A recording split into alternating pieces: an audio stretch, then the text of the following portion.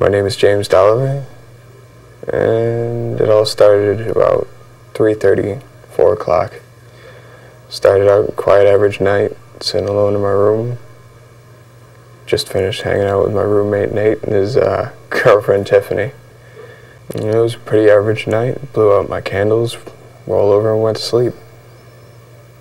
And that's about when it all started.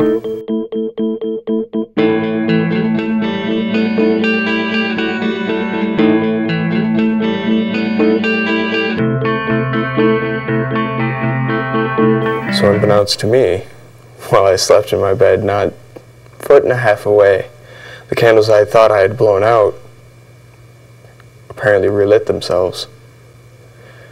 Not 3.5, 4 hours later, I wake up and my bed's on fire. But first, naturally, I tried to fight, put the fire out myself, tried suffocating it with my blankets, and I didn't make it too far before I realized that there was nothing I could do. The situation was far beyond my control. At which point, my thoughts turned from putting the fire out to everyone else in the house.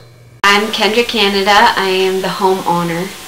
I woke up, well, I was awoken by a loud bang on my bedroom door, and it was James. James said that he started a fire in the house and he wasn't sure how. She gave me this look like she was still dreaming, and I had to stand there for a minute just to make sure that she wasn't going to roll back over. Then I ran over to the phone. I dialed 911, asked for a fire engine, told them my address, and they said they'd be on their way. Funny how that works. 3 little numbers, and everybody knows. But she jumped up, and we all ran outside. On the way out, I looked over into the living room and I saw just a little bit of smoke up in the skylight area, and it didn't faze me that much. I just calmly walked out. And thankfully, probably less than 2.5 minutes later, the rest of the fire engines got there, and people started racing into my house.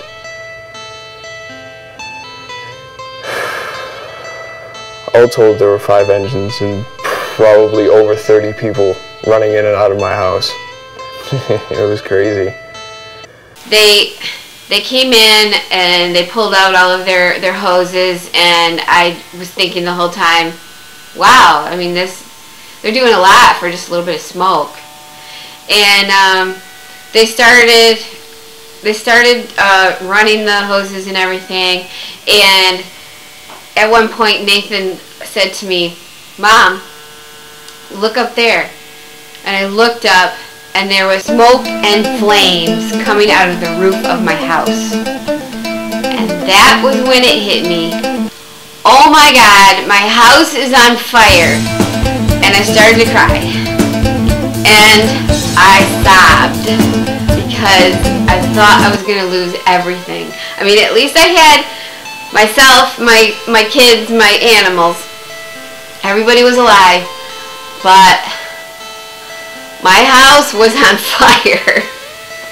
I especially have to thank my mom and the lessons she taught me, because they could have quite possibly saved 3 other lives that are very close to mine, and all of the wonderful pets we have. My room was completely torched, but due to my restraint and judgment, and due to the fact that I had actually had the presence of mind to shut my door, the rest of the house was saved.